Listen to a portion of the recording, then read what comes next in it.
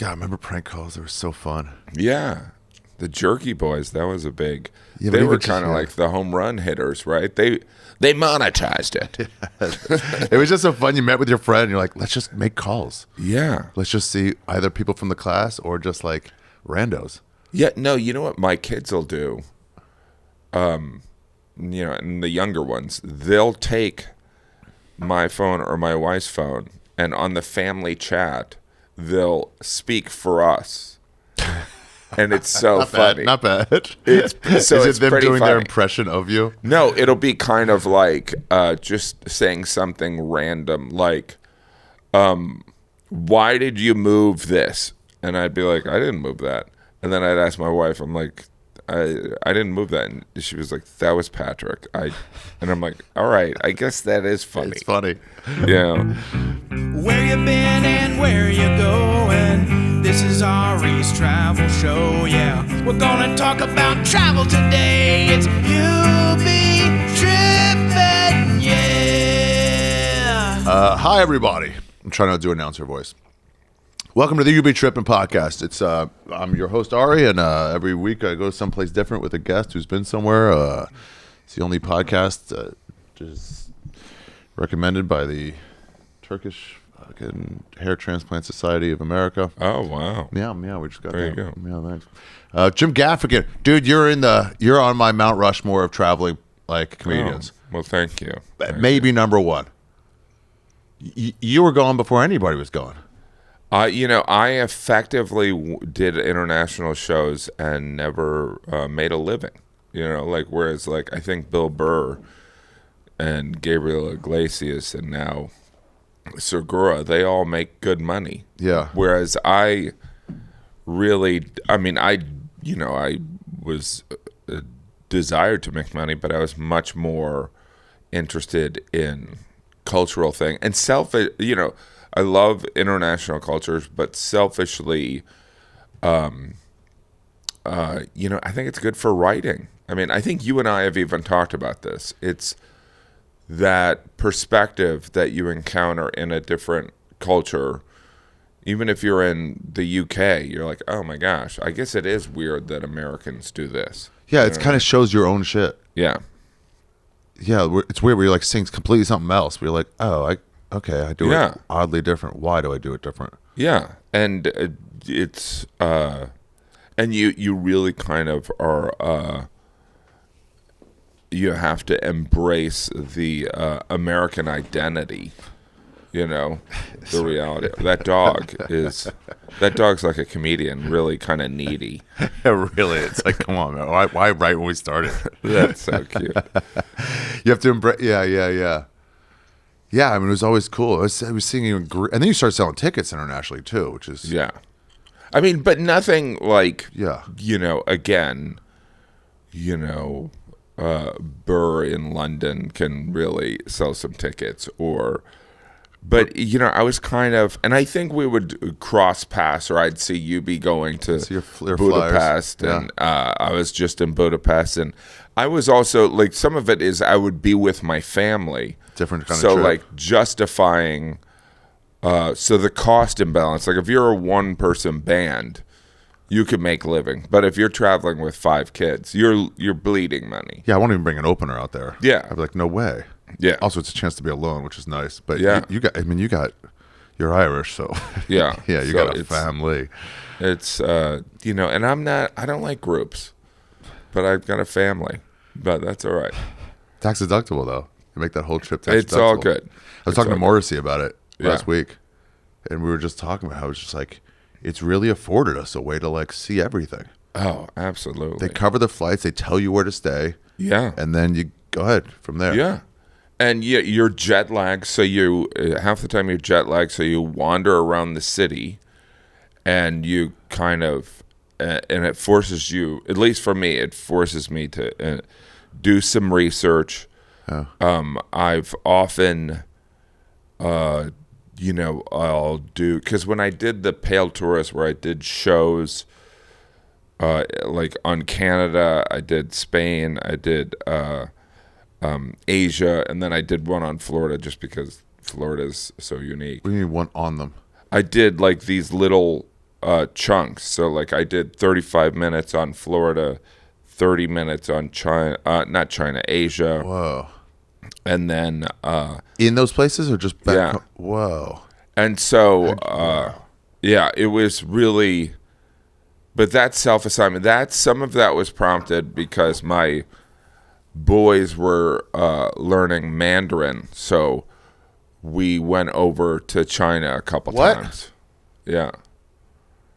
I mean, that might be the most usable language, but no one takes that. It's, there's What? there's the, see, like you and I are probably the same age. So like or maybe I'm older. It's right close. Yeah. But like when I was a kid, the language everyone took was either Russian or Japanese. What? Yeah. No, we just have French or Spanish. Oh yeah, no, well, just French or Spanish. But like if you were like if you were going to learn the language that we needed for business in the 80s, Yeah. it was Japanese. And if you needed to know the language for World War III, it was Russia. It was Cold War. You know what I mean? Yeah.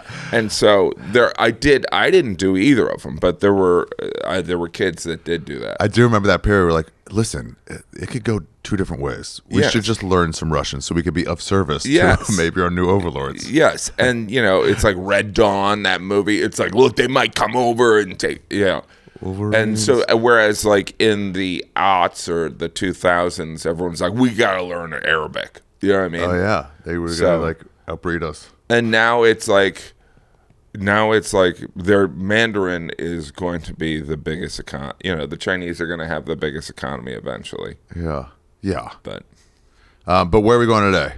Philippines. all right, I think we go to the Philippines. Now I've only been to the Philippines once. Okay, that's fine. I think the Philippines is so interesting because, Jealous right away that you've been there. yeah, I mean it's beautiful. It's got a lot of different. I think it's like 100 islands. Yeah, look at it. I mean, like, where do you even know where to go? It's also, I mean, the Filipinos are really interesting in that they're the only country in Asia that's really into basketball.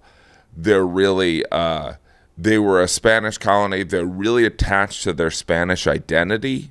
Oh, They also are. they speak Spanish, or is Tagalog like a It's- mixture? This is where I'm pretty ignorant. But that's what also is great about an international show is like you don't have to be an expert. Oh, dude, You this just is have like to- the ignorance podcast. You just have to be curious. Yeah, people are like, you're wrong about that. Like, yeah, I was there for 4 days. I don't know. You Didn't just study have to up be on your- curious. Uh-huh. Also, the Philippines, very Catholic.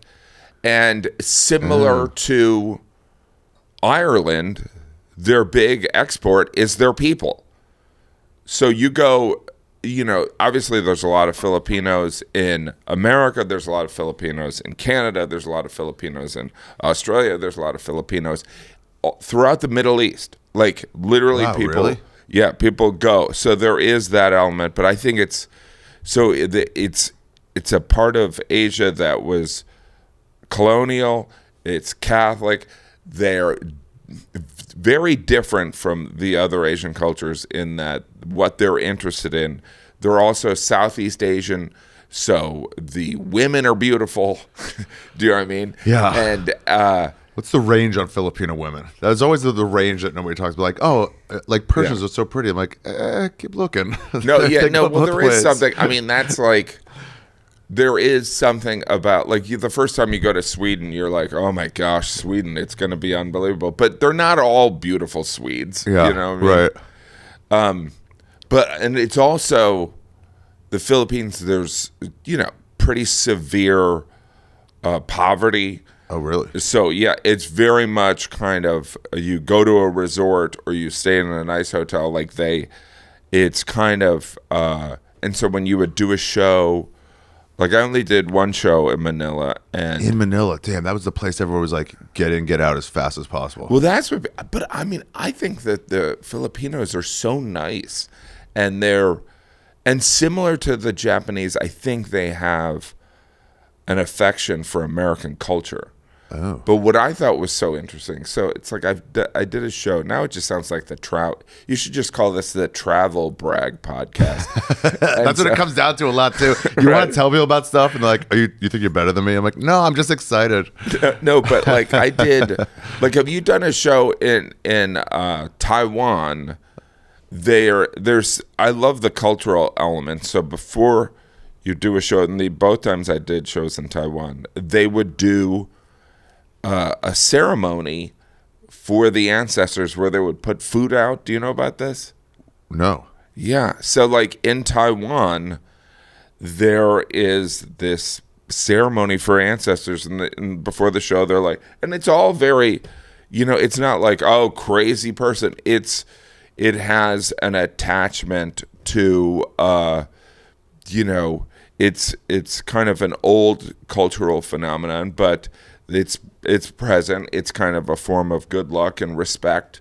Wait, is it like before JFL, where they're like, just so you know, this isn't our... No, it's not like when you're in Australia. It's like, we steal all this land. No, it's... like, what a downer before a show, bro. It's not the right vibe. But there are native people in Taiwan that are uniquely different from the Han when the Chiang Kai-shek came over. And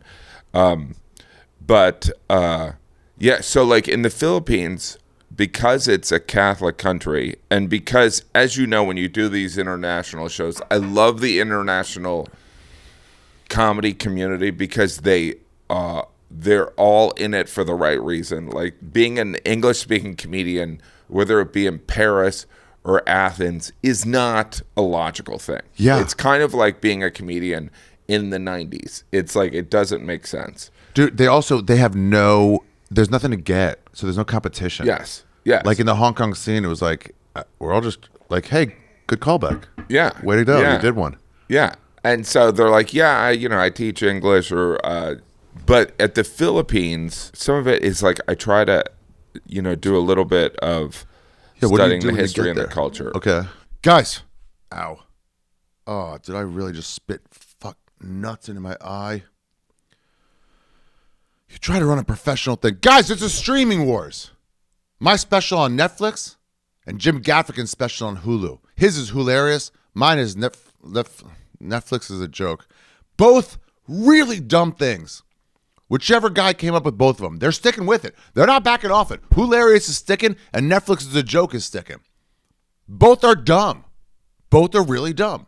Which one are you going to watch? Well, guess what? Now you can watch both. My special, America's Sweetheart, on Netflix, and Jim Gaffigan's special, The Skinny, on Hulu. Yeah, we're both stand-up comics. I like to tell you guys about the guests every week.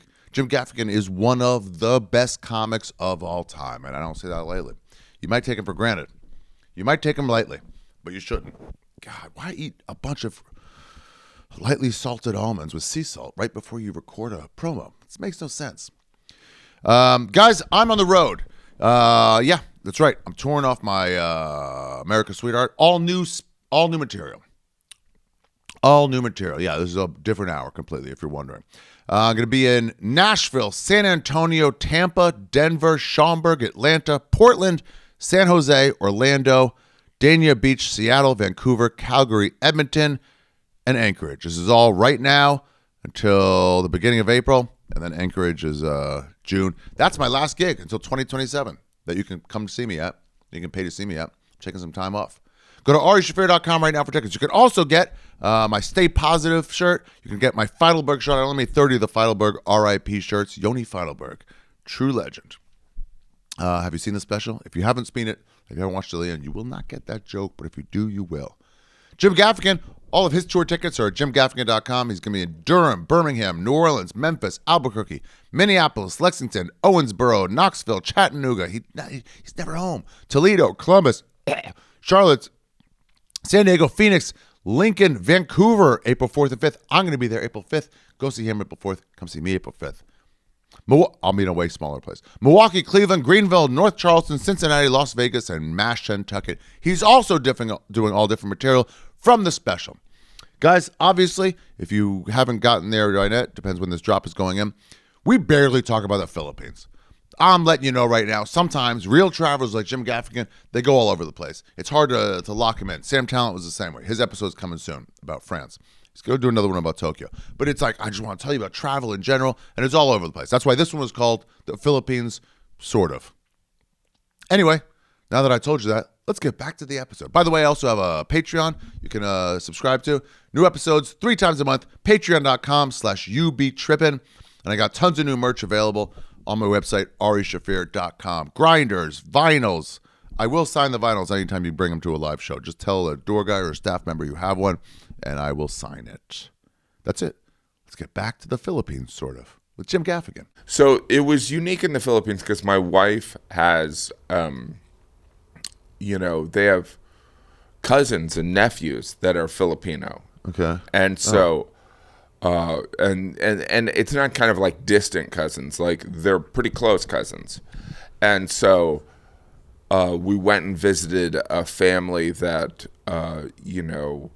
was her cousin's uncle, who's a great guy. And so we had a traditional, Filipino, and learned all about the history of their family. Did they know you as Jim Gaffigan, or they just knew you as her husband?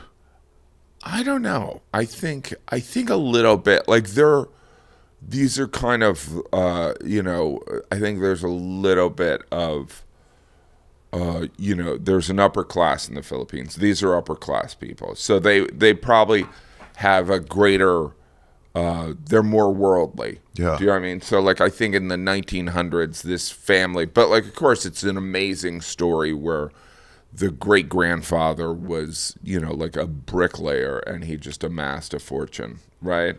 So that's, those stories are throughout the world, right? Just keep it going faster until he like.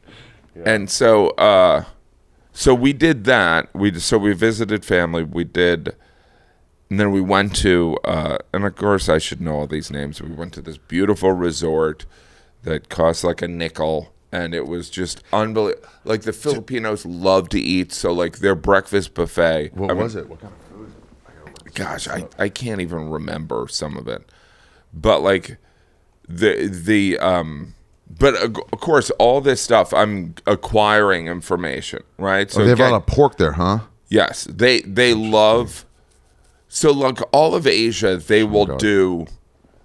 And I did a joke on it in Asian American. Because it was just the perspective in all these mini specials was as a dumb American in these countries. But yeah, that one. What is that one? I mean, it's mango. It's whatever this is. Yeah, that meat is like so incredible. Wow. But what the Asians do, they do everything is for breakfast. Whereas like people in Europe or the Middle East, they're like, there's certain things for breakfast. Where in Asia, they're like, you can have ice cream, you can have hot dogs, whatever you want. So the breakfast buffet is like a Vegas buffet. Yeah. Oh. And so there is, so some of it is, and they, similar to like Colombia, like they have every fruit. Are they fat? No, there's just, there is, like, so I did like a small theater there, and there is like some more security than you'd think. You're like, I don't know if I need security. It's just me. And they're like, no, you need security. There's crime? I wouldn't say crime. It's just kind of some people begging.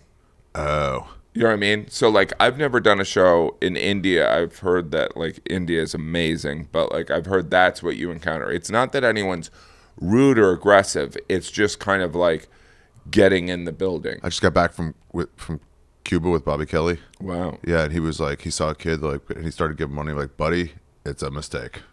They're gonna swarm if you give any of them anything. Yeah. No, so it's.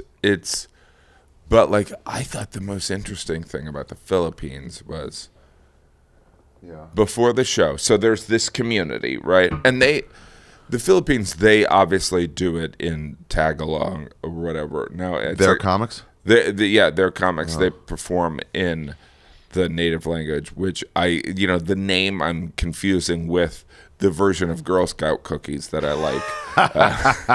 Yeah. But... And they're all very nice. It's like, I mean, like doing a show in Moscow, that was so fun. And so when you do shows there, I try not to center on stand up, but like, are you like, wow, this will not make sense here? Or like, are there jokes where you're like, would you like the idea of a gym in some third world countries? Like, oh, you're never going to understand this. I think that with the internet and also understanding that Those are good cookies. the audience that comes to these shows, you know, English has to be not a barrier. Right. So either they worked in an English-speaking country, or one of their parents were from there, or they're an expat. Yeah, right? but certain things like I went through like Glasgow, UK, and Amsterdam, and I was doing this joke that just didn't work. I didn't understand why it didn't work. Yeah, it was about acid, but like in an Altoids tin, and somebody eventually was like, "Hey, but we don't have Altoids here. They have no idea what you're talking about." I'm like, "Oh, that's just the setup." Oh yeah, and then I changed it, and then the rest of Europe it worked. Yeah, it's yeah, so that kind crazy. of shit. Where you're like, it's so crazy. I think that there's different barriers in different countries. Like, I feel like the UK, there is a different type of barrier for an American comedian that I don't encounter when I'm in, like Northern Europe, or if I'm doing a one-off in some place like the Philippines. You know, it's like there's something about that relationship that, and some of it is maybe me projecting it on these people. yeah, that could happen sometimes. So it's like my whole, like, I understand the history. I know that the notion of an ugly American is much more alive in British people's thought, or like the Irish or the Londoner has much stronger views on what happened oh yeah, in the in Troubles Iraq or something. You know what I mean? Yeah. Whereas, like, I think, Or in LA, you'll have a female comic do a joke, but like, I'm so fat, and I'm like, this is only going to work in LA. yeah. Anywhere else, you Yeah. seem thin. And then, I did a show in Mexico City, and they were like so amazing. But like, even our neighbor Mexico, right? Yeah. I didn't get a sense that I was being perceived as an American. I was being perceived as a curiosity. Oh, interesting. Which is so white, better. too. You're so like you can't blend in at all. Bobby was like, I was like, Bobby, you could pass as Cuban. You could if you got a little sun. I And think so you're right there. was You're grizzled. Cuba amazing? Yeah. Amazing from cultural difference, or amazing from Cultural difference. You can see the effect of an embargo. I mean, you just see these beautiful homes next to like a decrepit one. Yeah. You just see like, oh, you took away their ability to make. It was like GM moving out of. And Detroit. was there a sense of, because I feel like particularly with Cuba, there's two sides, where there's the Florida Cubans that are like, They hate them. We got all the history. Really? They hate them. They left thinking they'd be back in 10 days. Like, all right, we just got to group up. Let's get rid of him. We'll all be back. And then it didn't happen. and so in they Cuba, hate 'em. what is their view on Castro or the Castro brothers? Okay. So we had a hurricane there. Power went out in the whole country. Castro said, hey, the elder Castro said these power grids are woefully out of date. I don't know how long ago he died, but he said that before he died. They haven't changed them. So the radio's on. We're listening to the radio, and they're saying how, like, okay, no deaths. That was good. One pregnant woman and two old people rushed to the hospital. And then at the end, the guy's like translating for me. He goes, oh, now here's the state-run. They're saying this is all made possible by the People's Republic, and without them, we could not. So there's constant like propaganda. Wow. But he's also at the same time, he goes, everyone's evacuated, real orderly. Yeah, no, when everyone's educated. Yeah. Right. And they just go to the door, like, come on. I'm like, what if you don't go? Like, you have to, but also you want to. You're in a place with no wall, so like you want to go to a gym. And then he was like, so what do you guys do? I'm like, well, we have people that just won't go. And they're like, isn't that dangerous? Like, yeah, that's the crazy thing about freedom. We just make fun of them when they die. Yeah. But man, it was just so fun. Oh, so that's real. See, like that's the juice. The juice is like that different perspective on. But I see, like, I've never performed in Cuba, but like the history of Cuba, and Yeah, we found out like he wasn't gonna necessarily go communist. He was just ultra left, and he was like could have been. And then when he had no ally real close, Khrushchev was like, "I'll be your friend," and he goes, "Fine, these guys are fucking wild over there." and he, there's the two views where he's a genius, he's an egomaniac, and probably both things. Yeah. But some things succeeded, some things. So here's what I got. Everyone who left, like they stole all the money, did whatever. But it's like if you have a home with like 6 different like units in it, it's like, listen, pick your one, but we're not having homelessness while there's 5 open units in your place, which is like, okay, I get it, but also like, no way, you're not taking my shit. Right. But he goes, at the time, it was rampant illiteracy, and he goes, now no one doesn't read. Wow.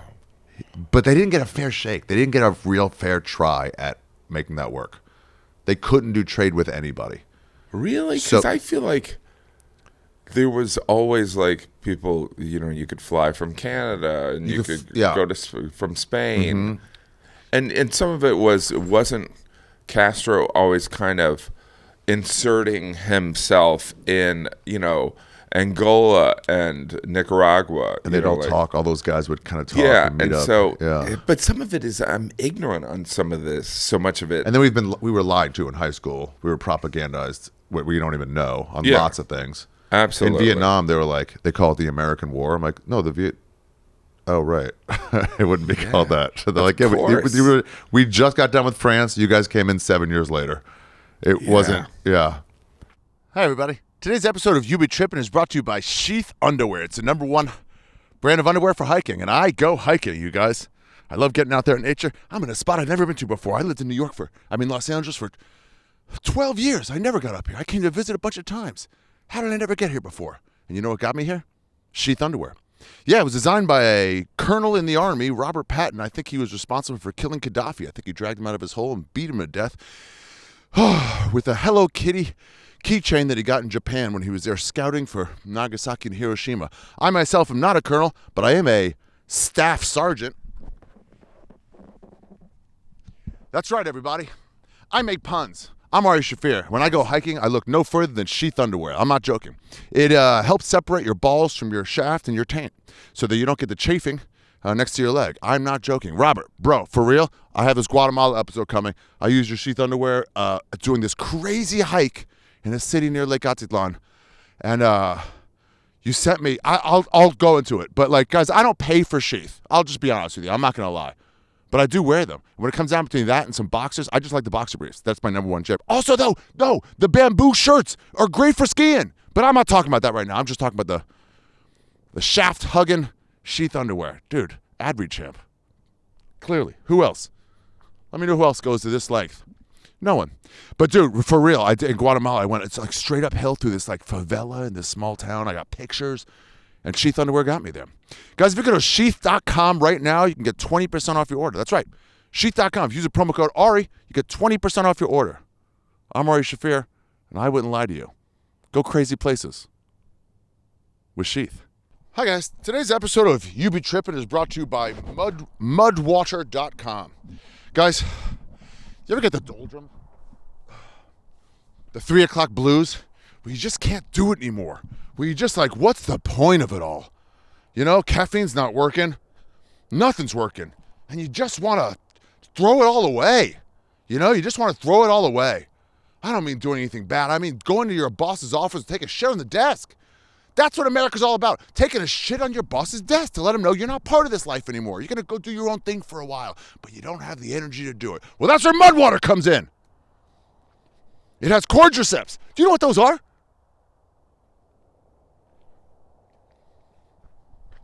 This computer will help me tell you. Every single ingredient in Mudwater products are 100% USDA certified organic, non-GMO, gluten-free. Who cares about that part? I'm talking about quadriceps. lion's mane for focus. That's why you can go to your boss and go like, hey, I'm not, I think you got a meeting somewhere. And that's what guys, if there's anything we learned from January 6th, it's the one part no one had a problem with was just shitting on the desk. And the outfits. Cordials helps to promote natural energy to get you able to go in and shit on that desk. Mud water gets you there. There's also caffeine-free blends available. Not bad. Provides sustained energy without spikes and crash of traditional coffee. That's not bad. How are you going to do this? You know you want a different life, but you don't have the energy to do it. And you know if he says, hey, I want to do something else, he's going to talk you out of it. He's going to talk you out of it. You don't want him to. You got to take a shit on that desk. Mud water will help you get there. Ready to make the switch to cleaner energy? Head to mudwater.com and grab your starter kit today. Right now, my listeners get an exclusive deal, up to 43% off your entire order, plus free shipping and a free rechargeable frother when you use code TRIPPIN. That's right, up to 43% off with code TRIPPIN at mudwtr.com. After your purchase, ask where you found them. Please show your support and let them know we sent you. I gotta do it. Oh my God, I'm out of energy. I need that mud water. Please show your support and let them know we sent you. Keep your energy natural and refreshing all year long with mud water, because life's too short for anything less than clean, delicious energy. Now go do what you know you want to do. And I think that's what's also interesting is you look at, so like, I mean, the Vietnamese, I've never performed in Vietnam. But You been there? I haven't been there. It's cool. But like, they don't, it doesn't appear to be this lingering grudge. That's the Cuban. I had one or two Cubans go, I don't blame you. Like, out of the blue. That means you're definitely thinking about it. Yeah, the Vietnamese, like, we hate China. You guys, that was shit in the past. So weird. And, you know. Because you go in there like, I'm so sorry. Even like, in Poland, like I did a show in Warsaw, and just, it's palpable, some of that history. They're like, oh, I mean, first of all, have you been to Warsaw? Have you been to the Polish Museum? No. Oh, my God. As a Jew, you have to go.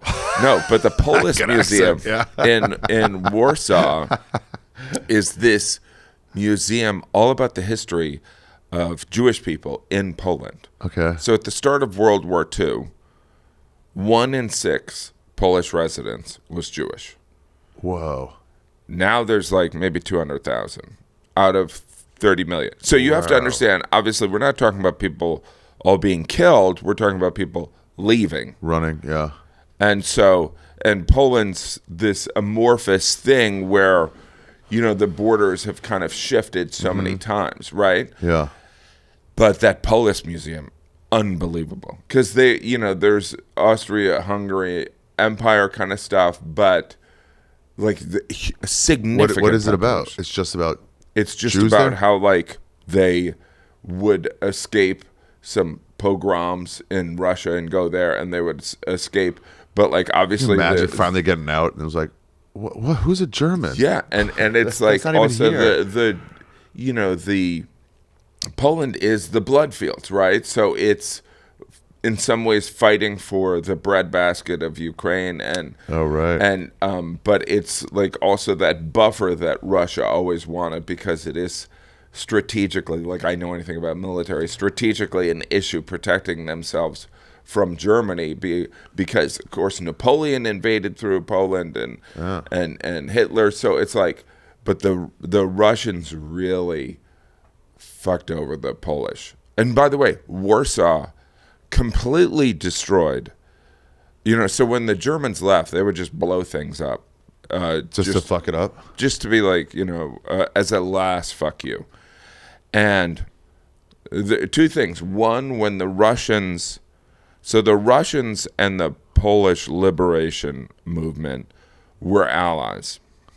And the Polish were fighting the Nazis, and the Russians were on the other side. And the Polish at one point said, "Hey, come on in. We need your help to fight the Germans." And the Russians were like, "No, we're all right." So they waited for them to kind of exhaust each other, so then they can just move in. But you know, I don't know how games. much of that's human beings at their best, right?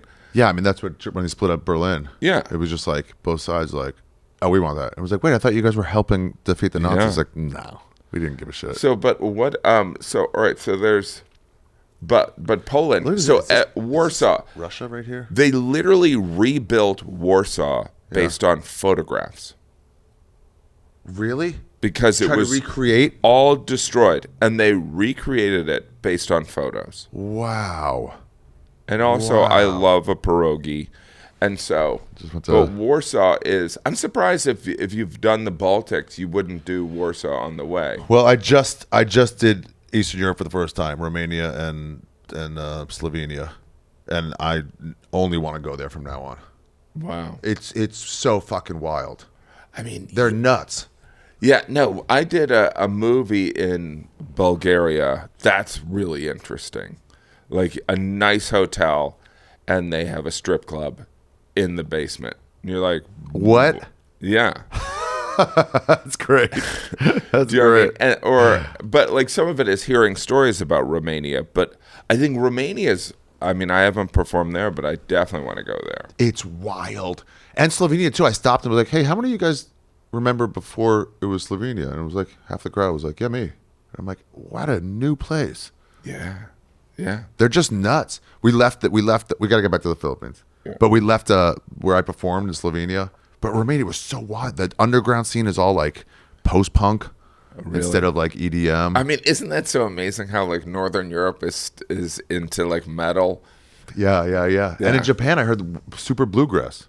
Wow. Yeah. Well, But- you know that Japan itself kept the American bourbon industry alive. So during the 80s and 90s, there was this trend to wine coolers, and vodka really took off. Absolute. But so these heritage brands of bourbon and whiskey, Yeah. like maybe Scotch was the did their own whiskey thing. that people would drink. It was because the Japanese were drinking American bourbon that, you know, some of these great brands of bourbon survived. Wow. So- Because they would like buy it up. Yeah, they would buy it up. They were into it. What were the poopers like in the Philippines? It was not great. Okay. You know, like the resort. But I did a show in Beijing at an opera house. And so capital city, you know, opera house, obviously it's not, and they told me before you go to the venue, use the bathroom. And I go, why? And so like, they're like, there's no Western bathroom. They know enough to warn people now. Yeah. And I'm like, that's really interesting because it was not, you know, this, and again, maybe, I mean, this was also a while ago. Maybe now they have, and I'm sure it was a smaller opera house. You know what I mean? It wasn't like, you have to understand, it's like, you know, like I said before, I'm doing like 600 to maybe 800 tickets in a city of Beijing where it's, you know, 1 billion people. And so, but yeah, so the Philippines very much like when I did the show, it was in a mall, Okay. took a van outside of, but like they have kind of in Manila, they have these districts that are kind of private. So there's a mall, say there's like a mall, like, you know, that Wilshire Mall. It would be many more blocks, but there would be multiple entrances. And some of them would be people staying at the hotel. Some would be wealthy people going to those malls. So you would go through security, and then you'd be in this kind of, So they'd stop beggars and stuff from going in? yeah. Okay. So it was in, this one was not as fancy as the mall where the nice hotel was. And did the show. I mean, when I got there, again, I have all these connections to the Philippines because I'm Filipino. No, and so I have all these connections. So I'm meeting with, you know, a woman that I went to college with, you know, cousins' my wife's cousin's friend or nephew of their cousin, And so before the show, there's all these, the comedy community is there. They're all very nice, enthusiastic people. It's like half the shows too, or Yes. comedians in the audience. Yes, and they love comedy. And what was really interesting is they're like, all right, would you like to do, we typically start with a prayer before we, and I'm like, wow. And they're like, well, we know you're Catholic. And I'm like, yeah, okay. And so I'm not even saying that it was this group was decidedly Catholic. There was an element of faith, right? Okay. And it kind of crossed the spectrum. So like there was, some of these, Catholic. there was obviously there was some really wealthy Filipinos that were in the comedy scene. There were some very poor. There was some gay. There was some, 70-year-old man that's on his fifth wife. It's like, it was really eclectic, but there was kind of this cultural thing of now we're going to do the prayer. And I'm like, It's that Catholic there? That it's like standard? It is, but it isn't. Some of it, like if there's, someone might say like, no, that was just that one guy that does that organized, that served as kind of a promoter. You know that like in some of these international things, it's just a comedian that is also producing shows. Right. That's a hard thing when you're trying to make a judgment about a whole country. And it's like, first of all, like not just in that town. Yeah. And then it's like, that was just the one place. Yeah, right. That's just one restaurant. And so, but I thought that was interesting. And then, wow. Did the crowd join in? No, it was backstage. It was backstage. But, and the Filipinos are just, they're like every other Filipino you've met. They're very sweet and nice and not super sensitive. Like I was more nervous about doing jokes about Russians in Russia. Yeah.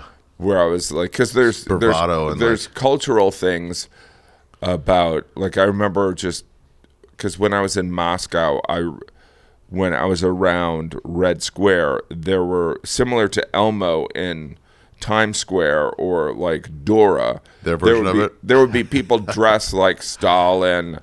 All these historical figures, and I was like, Stalin? Really, you guys like Stalin? But some of it was a cultural thing. It was like he was a strong leader. Like, Do you know what I a mean? little too strong though, right? So Ivan the Terrible, they're like, he was a strong leader. And you see that, and I would make fun of that. Yeah, Mao is still big in China. Yeah, and so like even in Paris, like from a historical standpoint, and some of this is, people might be like, oh, you're being a pussy, but like Caesar killed a lot of people. Do you know what I mean? Yeah. Napoleon was like, in a lot of ways, a sociopath, right? But like in France, they're like, he's our guy. He rules. You know what I mean? He's our guy. It's like, caused, personally responsible for the deaths of millions. You know what I mean? Nothing like, Hitler, but like. But he's up there. He's at least in the running. They Caesar killed at least 20 million. You know what I mean? Yeah. God damn. So, so like Manila did the show. Yeah. And then that was what was really interesting is when I do international shows, obviously if I'm with my family, it's different. But if I'm not with my family, I'm sure you're like me. You want to go. If you're going to go for a meal with the producer afterwards, you're like, you want to go someplace that is authentic and not Don't give me an American restaurant. Not an American restaurant. Just like, where do you hang out? Like, just go there. You don't have to make it really nice. Just like, where would you go on a And so we went to, and I think my show might have been on a Sunday night. Okay. And I was like, I don't want to go to like an American place. I don't want to go to anything, freaky or anything like that. And so he was like, got you. And so he brought me to like this, we're driving. It's kind of like this restaurant off to the side, and they serve like a fish dish. And I'm not a big fish eater, but I didn't want to say that. And then It was interesting because it was this mom and pop restaurant. It was very cool. It was a very interesting experience. Like, why? It was what he would eat. Yeah. You know what I mean? Why was it interesting? What do you mean? Well, it was interesting because it was very kind of, it was very, there's a difference between it being casual or it being informal and it being kind of almost a truck stop.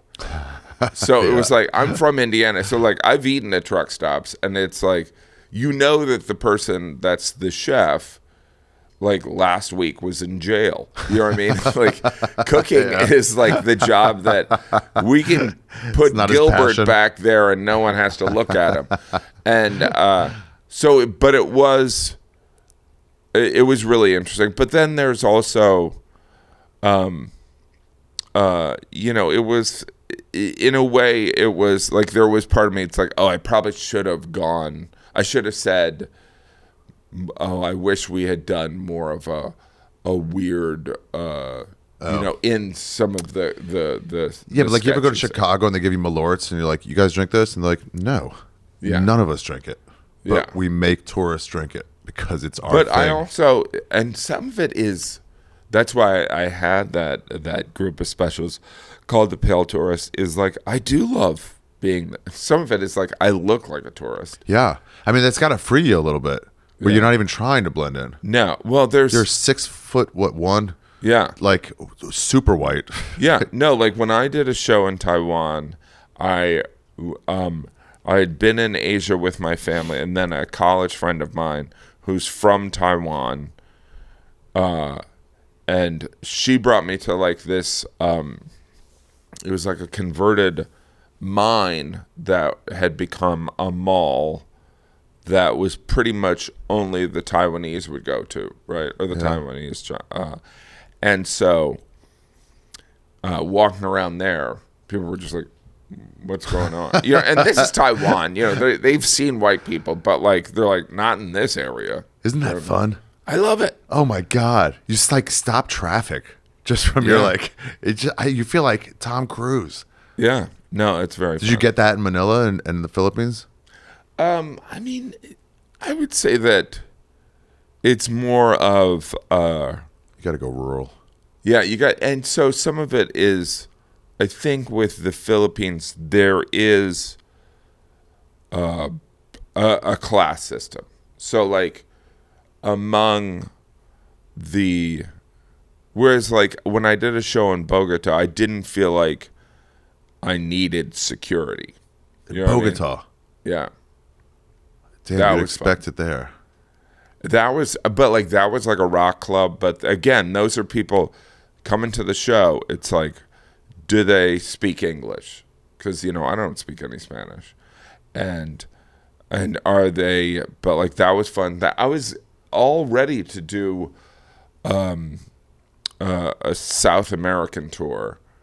And that's when the pandemic hit.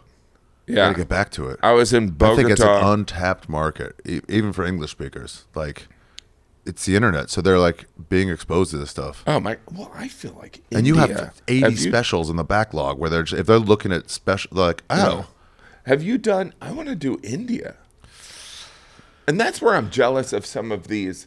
the scenes there. Yeah, because they can just hop. Yeah, they're like, oh yeah, I've done Myanmar. I'm like, you've done Myanmar? And they're like, oh yeah, it's very.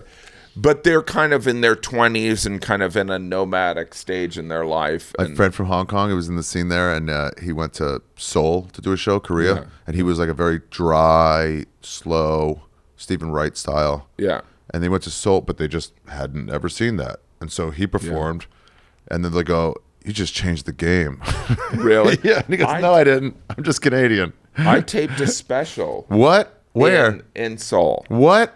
I mean, it wasn't, again, it was like What? 2 cameras. Okay. But like my Asian American special was shot in Seoul. So I did all these. I hadn't even been to the Philippines at that point, but I had gone over to China and Japan and maybe done Thailand. but I had done it a bunch. And so that's what prompted me, because I would go into these different areas. Like Japan, it's so fascinating, right? The different cultural nuances, like the cab where they're like, we'll get the door. Oh, really? Oh, yeah. Have you been there? No, I got to get to Japan. That's Oh high my on gosh. the list. I always think of Tokyo as the microcosm of cultural difference and it being fascinating. And there's also a side of, I've always been with my family, there's a side of Tokyo that I've heard is just crazy. Did you get the sticked onto the subway? No. I want to do that so bad. Yeah. I want to No, get but fucking... just the Japanese are just, and that's, I mean, I had this whole thing about toilets, like the toilets are really good here and bad here.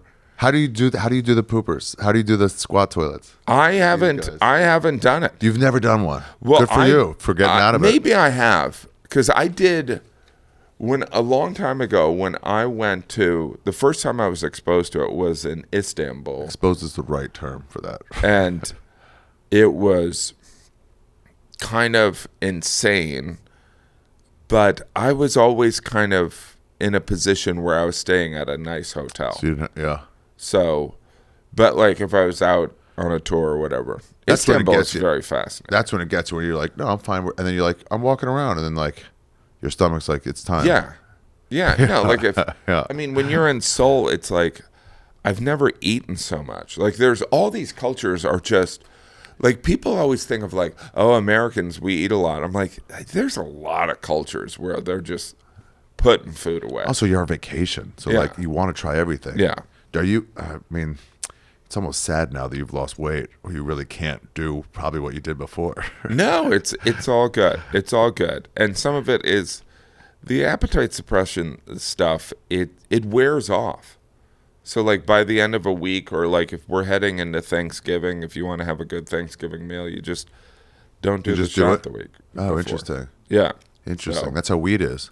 yeah. After like 3 or 4 days, you can get the shittiest weed. It'll still do the trick. Dude, you got to take a break or you're not going to be high. Let's get back to the Philippines. Let me Okay. tell me more about it. All right, so what else about the Philippines? I think it's just Were they that tall or short? Did you notice anything? they were, I would say they were pretty short. Okay. They were very friendly. Very friendly. That's interesting. Yeah. I mean, that's cool. Yeah. That's what you want in a place. yes. And so there is something about the warmer the climate, the nicer they are, right? Could be. And Yeah, a could better a greater likelihood of understanding English. Also, that Spanish, not Spanish, but like Latino, like good morning, good afternoon, Yes. good evening thing. When you press everybody and say good afternoon to Yeah. every single person Yeah, you pass. there's Do they have that kind of yeah. idea there? And so like they're also kind of, I feel like they're kind of the underdogs of Asia. So They're on the outskirts. Man, Yeah. I wanted to go there so bad. Did you just stay in Manila or did you go around? we went to Manila, and then I think we went. Damn, look at these Oh, ruins. Boracay. I think that the resort we stayed at was in Boracay, but we had gone to Tokyo, and then we had gone to the Philippines, and then I probably after that went and did Taiwan, and then I've done Hong Kong a bunch of times. Again after the pandemic, as you know. Damn, you just hung out there? It's like you can't go to you couldn't go to certain places for a while. And now is stand-up illegal in God China? Damn. I think I don't know. They stole all the clubs back. Yeah. They said, thank you. We learned everything we needed from you. We will be running this now. Andy Curtain and Turner Sparks were just like, fuck, come on, man. We did this whole thing. Like, this was always the plan for us. Yeah.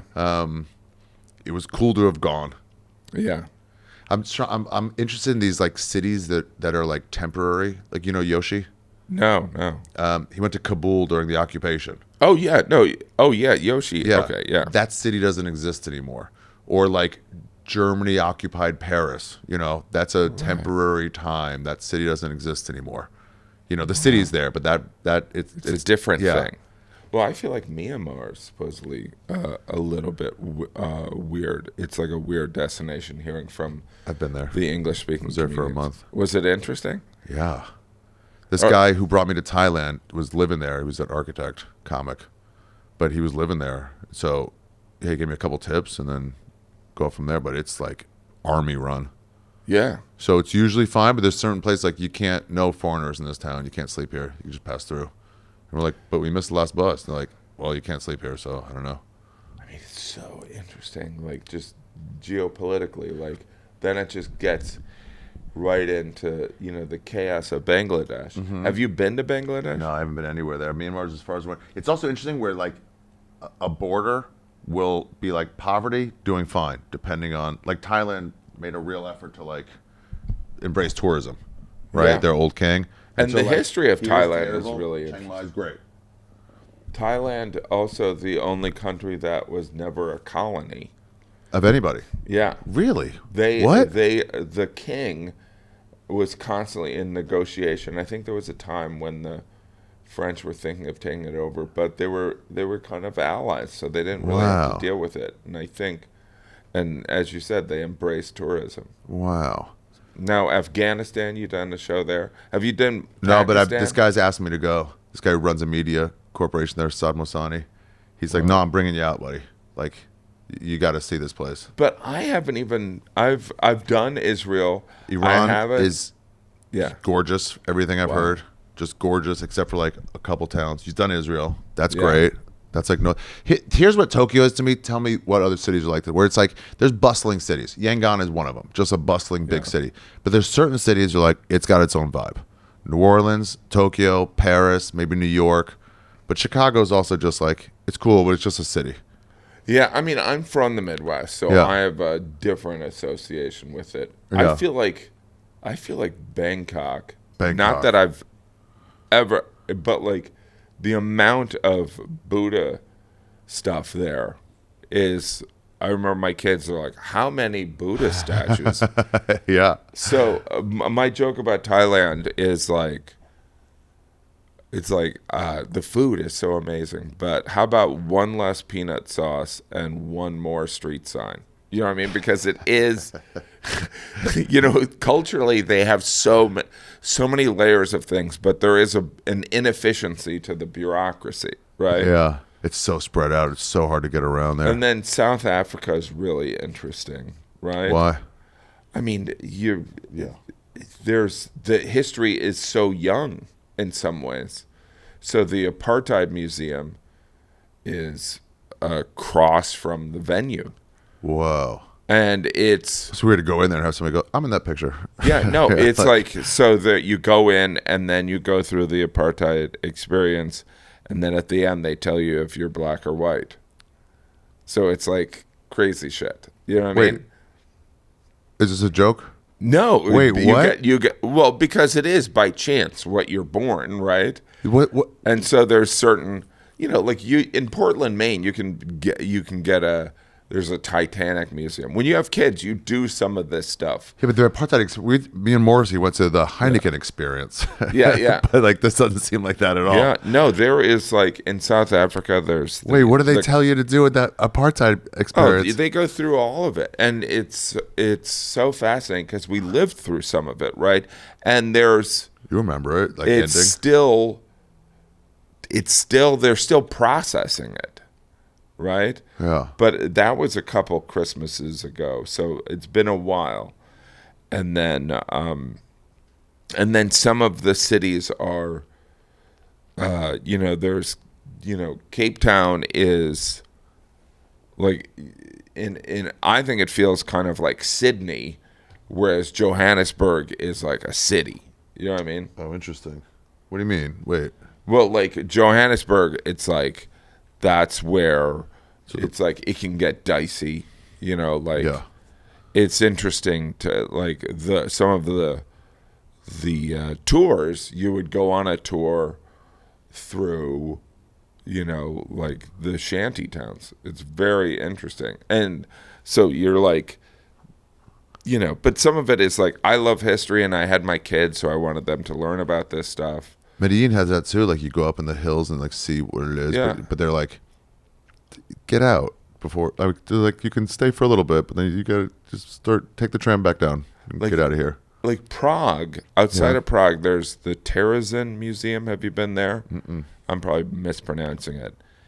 It is this Austro-Hungary empire built this fortress, and so it was the guy who shot Prince Ferdinand Started it all off. was in a jail there. Then in World War II, it was where the Germans established a camp. Oh yeah, it looks like that. But it was one of these camps. Pretty, though. But it was done as a where the media, they would be like, "Oh, the Jewish people are fine. Look at this camp." Like the UN like show off one. Yes. Wow. And Yeah, this is so- a pretty one. And so they would show all these sinks, but the sinks would have no water access. This is And them. so a lot of the famous Jewish people of Europe would be there. So like they would be like, where is the most famous violinist from Vienna? And they'd be like, oh no, they're fine. They're at Terezín. And That's true. They could be like, let him out. yeah, Like, or oh, like, no, we're where not gonna is do that Olympic boxer? I mean, that was the one where, like some tour guides, you're like, holy cow, this tour guide's amazing, right? Yeah.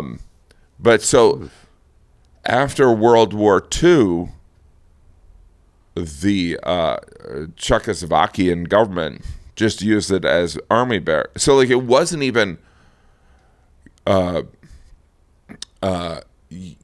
of course there was, and I think around there was a German soldier was assassinated, but there's an enormous amount of history. But I thought it was really interesting that it was when the Czech and Slovakia republics were established, the Velvet Revolution or whatever, or Velvet Divorce, that's when they really kind of discovered that it was kind of this VIP German prison camp for the Jews that were famous.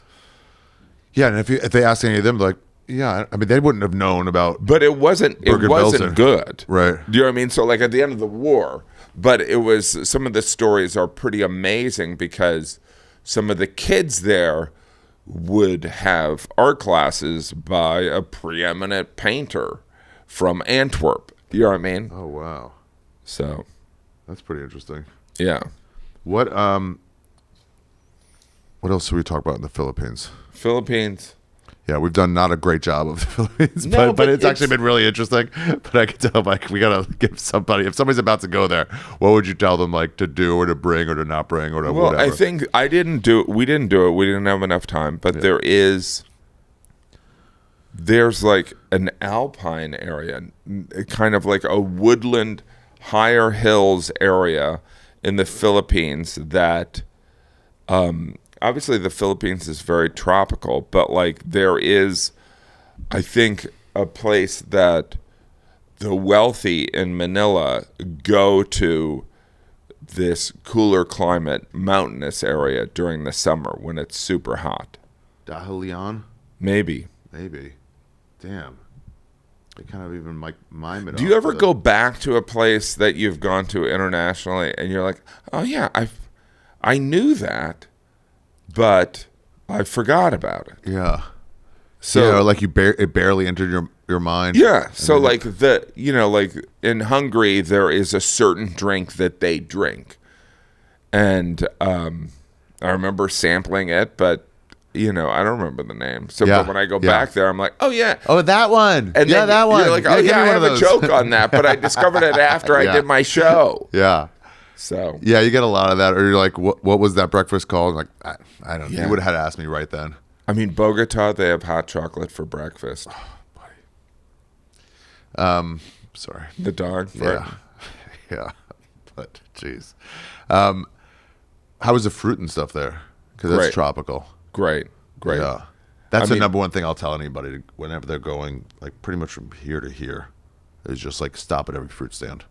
Well, I would say also in Bogota, the vegetables. So you know that like the potato is from essentially from around Peru, No, and so they're in Bogota, in Colombia. They have a soup that is like the recipe is got like 5 different potatoes in it. okay, And so the vegetables and the fruit in Colombia were insane. And it's again, I didn't even do a dent on it, but there's this fruit in Colombia called manamana, and it's like a gigantic watermelon. And you and there's but like in Asia there's that really stinky fruit. yeah, Durian. Yeah. They have signs on the hotel rooms like no durians allowed. But I'm like, it seemed Because like it almost seems racist. And you're like, It does smell like ass. But some people like stinky tofu. People love stinky tofu when you're at an outdoor market, like in God, or on a plane, Singapore, anytime you're they're like- in front of you, they'll bring out some shit like that, like kimchi, and you're like, what the fuck are you doing? Yeah. They can't smell it if you're eating it. This stuff, manam. It looks like a gigantic watermelon. Interesting. That's durian. Of course, like the comments in the video will be like, "These idiots! It's this! It's this!" I think it's the upper right. This guy? Yeah, but they get pretty big. Wow. Where can I find these fruits? But yeah, I went to a fruit stand, and that's what's so weird. You think like, from a Western perspective, you're like, oh, the kiwi's exotic, and you're like, the kiwi's nothing. Yeah. And you also get a feeling of like, I know all the fruits, and you're like, you don't Yeah. know any of the fruits. I did a show in Casablanca. Morocco? Yeah. Wow. And so, like, I remember Wow, staying in really? a hotel, and in the hotel, I think this was in Marrakesh, but like Damn. the back of the hotel was an orange grove, and so I would be back there with my kids, and the most perfect oranges. Maybe I was there the 1 week that they were perfect, but it was unbelievable. Marrakesh, just crazy. Like walking through the city, someone's holding a snake, someone's got like gigantic spiders. You're like, what are we doing? Like in Times Square, you'll see someone wearing a snake. Uh-huh. They're like, there's a guy with like a monkey that you can hold the monkey. You know what I mean? Yeah. Is it like touristy, or is it just like, no, this is what we've been doing? It's very much, this is what we've been doing for thousands of years. Like when That's you're what I like about New York, and I assume Tokyo. We're like, Yeah. hey, we're just going to keep, we're not here for you. If you guys left, we'd keep Yes. doing this. And so, like, and that's also like if in Jerusalem, you're like, oh, this has been going on for a long time. Yeah. It right. makes you realize, oh, that stuff in Rome is new. Right. Wow. Yeah. Yeah. I was supposed to do a show in Cairo and it got canceled, but like, For what? just stand up. And No, I mean, why did it get canceled? I think it got canceled because my kids, Oh. it was a Thanksgiving thing where I was going to do Cairo and maybe Damn. some other city, and then the family was going to meet me in Dubai or something like that. And then there was like one of the kids wouldn't have been able to go, so then I had to scrap the whole thing. Do they expect to go now when they see your tour? They'll be like, especially like a last gig on a tour, they're like, obviously we're coming. Well, if it's now they're older, it's so much more complicated. You know what I mean? Do they appreciate how many places they've been? I mean, yeah, maybe, but that was the other thing, is that I'm convinced that being exposed to it, like going to Europe when I was like 10 or 11, From Indiana? from in Illinois at that point, Yeah. but like pivotal point. What in brought my you there? life. My parents did. My grandmother died. My parents, inherited some money, and so it was like 1976. Yeah. And I'm 10, and we all go to Europe, and we did, 7 or 8 countries, and it changed my life. Seeing, culturally, being in Rhodes, or in Italy, Monte the first exposure to, like, now I only drink, sparkling water, but like that was the first time I tried out water and it was sparkling. I'm like, what is What the this? fuck? Do you know what I mean? Wait, when you say it changed your life, like, explain. I think the perspective on different cultures and just an openness to like, people are just doing things differently. It's not necessarily it's not weird. It's fascinating. So like even when we went to Copenhagen and I've told this story before, but like we were in Tivoli Gardens and I was following my parents, which were these blonde people in cardigans. And so I'm following them. I'm eating this hot dog that has fried onions on it. And it was delicious. I'm obsessed with this hot dog. And then my parents turn around, and they're not my parents. And I look around, and it's all blonde people with cardigans. You know what I mean? Like, oh, fuck. And so, and of course I'm exaggerating, those kind of things where I was like, this is fascinating. Like, or just, so the travel, the different cultural things. So that's why I would do these international shows. Like doing a show in. What's the craziest one you've been to, or like among the craziest? Me and Bobby Kelly went to a festival in Copenhagen, and we're eating, and we see a stroller just on its own. Oh yeah. And we're like looking at it, we're like, where the fuck?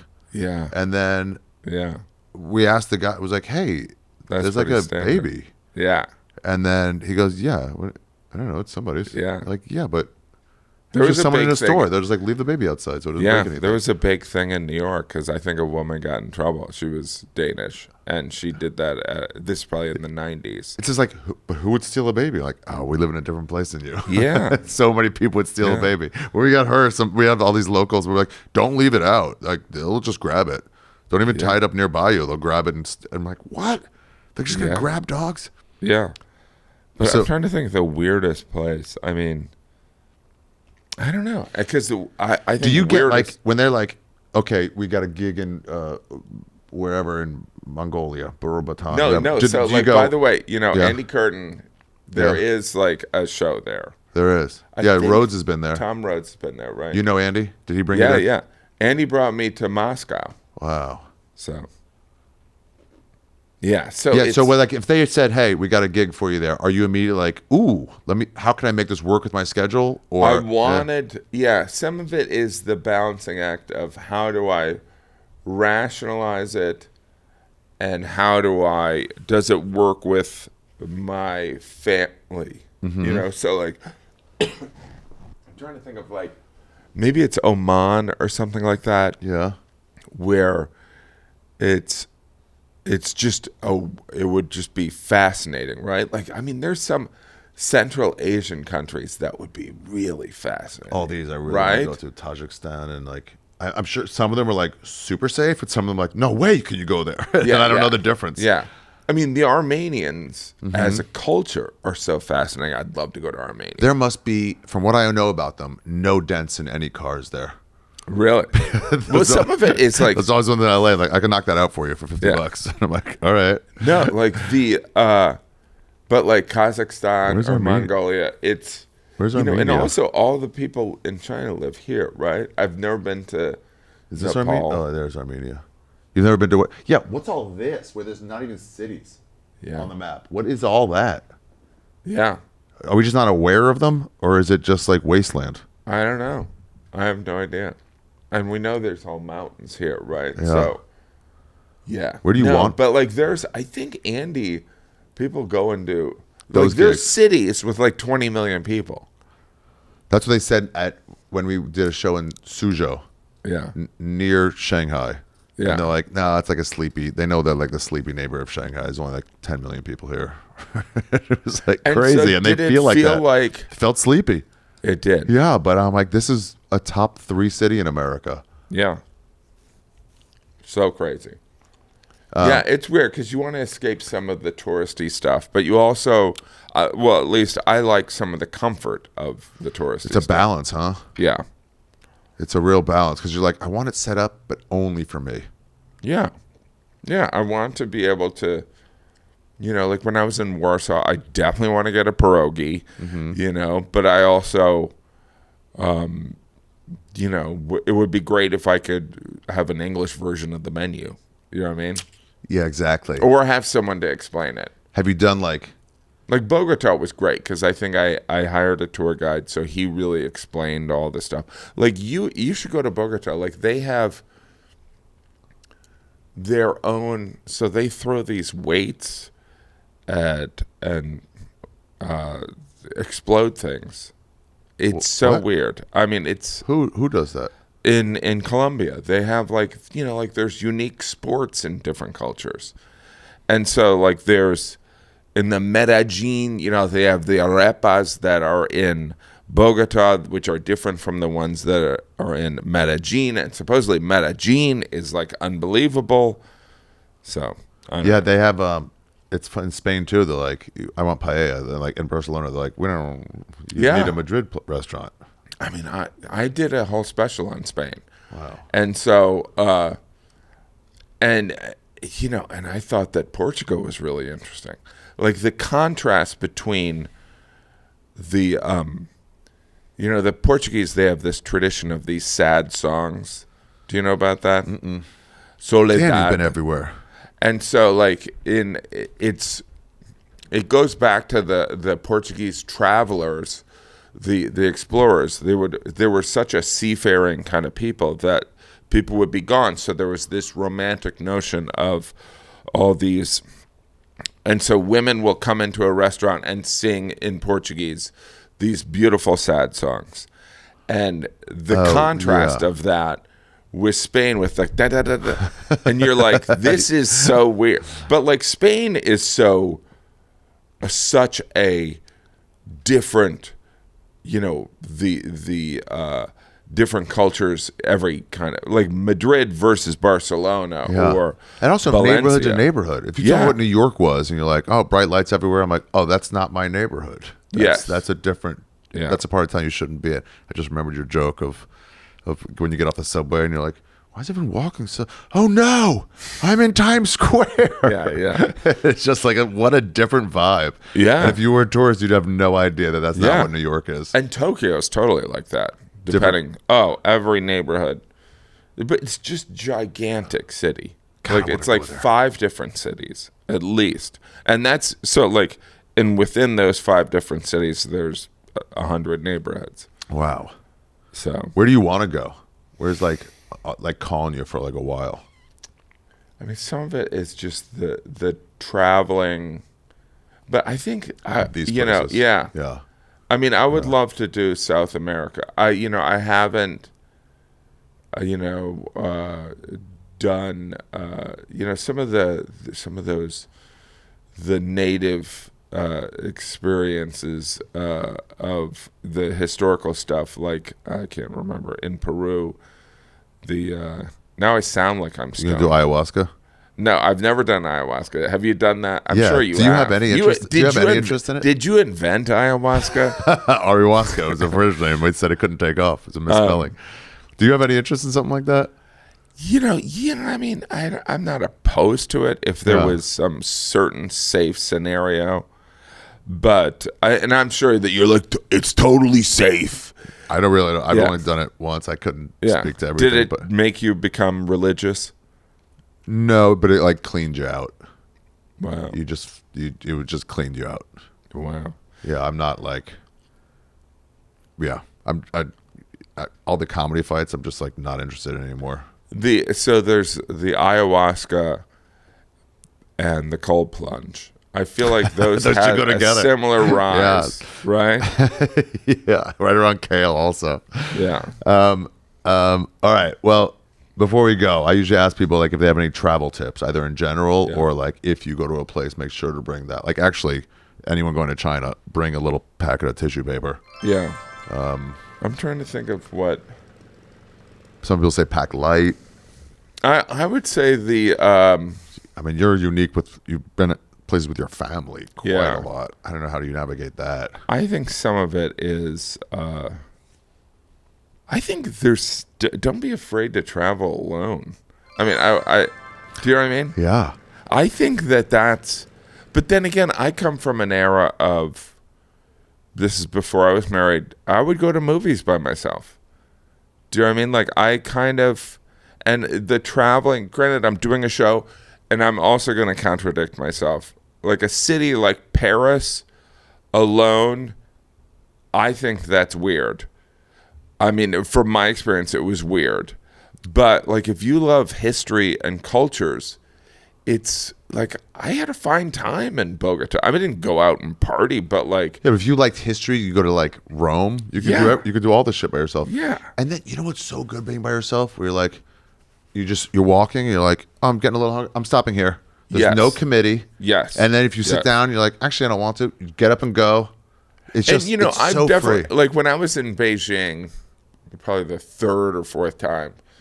It's so funny. So Andy Curtin was doing those shows. Yeah, Andy rules. And I was like, I was in this, I was walking around Tiananmen Square, and these two women were like, "Oh, you want to go to? You should go to." I was like, "Do you know where I should eat around here?" And they're like, "Oh yeah, you should definitely go to this place. It's really good." And then they ended up, it was like a scam. And Andy's like, I can't believe you fell for that scam. Well, where's the fucking warning, Andy? But like, the funny thing is like, even that scam, it's like, what did it cost me? $50? Bro. Do you know what I mean? Yeah. I'm like, that's, so like two people in China ripped off, you know, it's like what the Europeans have done to China for hundreds of years. That's like a little payback. There's you your know 40 what I mean? acres. It's like, I don't really care. And I think when I was in Jerusalem, some guy got us, me and my family, to the front of a line at some holy place. Yeah. And then he's like, all right, now you need to give me $200. And I'm like, that doesn't bother me. I'm not looking to be ripped off, but, you know, and maybe it's kind of, so you're not a backpacker. It's, you know, living in New York for like 40 years, it's like New York is not as sketchy or scammy as it used to be. It used to be much more scammy. You know what I mean? Everyone's trying to get over on everybody. Yeah. Dude, I was in Thailand. I was in Bangkok our last day with my buddy, and we're trying to get into the palace. And we're like, fuck, where the fuck's the entrance? It's huge. And some guy's like, oh, I mean, it's a scam, but he's like, you're here for it's the holiday day. I'm like, fuck. All right. And he goes, why don't you just go ask one of the tuk-tuk drivers, like, show you some of the sites. And we're like, I don't know. He goes, hey, hold on. Hey, come here. Show these guys. I mean, god damn. It was so obvious in hindsight. Yeah. And then he takes us around and, like, you know, charges us for it. $8,000. Yeah. No, it was like $20. And we saw like 10 temples. Like, kind of worth it. It wasn't a scam at all. It was and just it's like God forbid someone makes a living. It's like, that's like going somewhere and like, buddy, you look good. Are you from America? Come eat at this restaurant. You're like, well, I got a meal. Oh, it's fine. I do think it's weird when, I mean, some of it is like, I have often done tour guides, and how do you the feel about expectations are, you know, you can't expect, there's no kind of like the tour guide academy. So like, there's going to be people you're like, that actually didn't happen. You know, like, you know, if you have a basic knowledge, you're like the tour guide I had in Budapest was amazing. But like another tour guide, you're like, no, that didn't happen. I actually know a little bit about the history. I heard a thing on like NPR a long time ago on the radio, and it was about how tour guides choose the history. And so these guys were working Graceland, and then somebody said, like, a new guy was working there, and somebody said something. He's like, huh? He's like, well, I didn't know that. He goes, yeah, I just made it up. But these people, unless they're a super nerd, now it's fact to them. So you could just lie. Yeah. Yeah, Elvis had on his toilet a solid gold. Look, the thing that makes you flush, those are solid gold. Like, wow. Yeah. Didn't know that. Just make shit up. No, but like some of it can be annoying if you really, like I do want to know some of the history and, like when I was in Vienna and I was like, oh, and I think one time I had a really informed tour guide and another time I had a really mediocre one. And I'm like, I wanted to learn about the Holy Roman Empire, but their expertise was music. Oh, right. Or when they have like a routine that they're getting through, and you could see, because you're a performer, so you could tell, like, ugh, that was so obvious. Well, like, I also have punchline. kids, so there's usually the tour guides are kid focused. Oh, so right. they're like, making, do you know why it rains? And you're like, oh my God. But I got to get out of here, man. Yeah, buddy, that was great. So fun. Thank you very much. I'll put a bumper in for this special, but Thanks so much. But yeah, you're all over the road again now. Always traveling. Yeah. Always less international. dates, I got to but- do another international one. But the premiere Hulu special, the rebirth of Hulu, it's great. No, it's great. Solid It's so choice fun. making you the first one. Oh, well, thank you, buddy. Appreciate it. Try lately. Yeah, Gaffigan. Thanks, buddy. Thank you, buddy. Appreciate it. Well, guys, that was the episode. Like I told you, yeah, barely about the Philippines. Not, we didn't really. Whatever. Not everyone's as specific every country. Segura was the entirely. Actually, no, he talked about Vancouver a lot. Not Vancouver. New Zealand. I want to go to the Philippines legitimately badly. When I was in Myanmar, I told somebody, my first hostel, the Monkey Hostel, it's closed now. I met a guy and I was like, I've always wanted to take scuba diving, but I never had any time. And he goes, how long are you traveling for? This is my first week in Southeast Asia. I mean, like 2 days in. And I said, I've always wanted to go scuba diving. I've never had the time. Because, what are you going to take 4 days to take classes while you're on vacation? And he goes, how much time do you have here? I'm like, 3 to 6 months. And he just goes, so now? One time I had that. I was dating a chick. I may be married, actually. I got married. I dated a chick for 2 weeks, and I got married at the Comedy Store a long time ago. Divorced. People say, "Were you going to annul it?" I'm like, "I'm not going to annul it. We were married. Why would I annul it? What, am I trying to be a king?" Anyway, I remember we went on a date. It was like an anniversary date or something. I went to the Stinking Rose, a garlic restaurant on La Cienega, and it's an expensive restaurant. Not crazy, but at the time, crazy for me, for what I was earning. And they had this melted garlic that I've been able to make in a cast iron. You just like slowly simmer it down, and it's just like you take this fresh bread, you just eat it. Wow, it was so fucking good. That was an appetizer. And I told my chick, I was like, hey, if I ever get the money and the time, I'm gonna go there and just get that banya calda, I think it was called. And she goes, it's $5 and you do nothing all day till 8 p.m. You can do that now. Fair. Legitimately fair. Oh my God, I'm so sorry. Yeah, I should have gone to the Philippines. I did end up taking scuba diving lessons. I did it in East Timor. Got my 18 meters, and then I immediately went to Bali, and I got my advanced, like right away. Been scuba diving in a bunch of places. Ecuador, the Great Barrier Reef in Australia. Man, I do like scuba diving. Freak out every time. And I go, they're like, slow down, you're going to breathe up all your air. I'm like, oh, I know. Yeah, I've always wanted to go to the Philippines, but this guy told me about a place. I'm going to be off here. Where's the Philippines? Cebu Island. And he said there's this great scuba dive. You can swim with whale sharks there. I got to get back there. I heard about people just opening up their doors to be like, yeah, my place is a restaurant now. Come pay me and I'll cook you food. It's not a restaurant, but it's some lady who's like, yeah, I mean, give me $10. I'll give you food.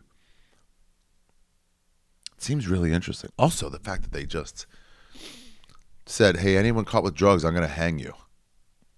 I talked to my dry cleaner guy like six years ago, something like that. And I was like, what do you think of that? He was Filipino. He goes, I love it. We were losing our country to drugs. We needed somebody hard to come in. Anyway, that's the episode.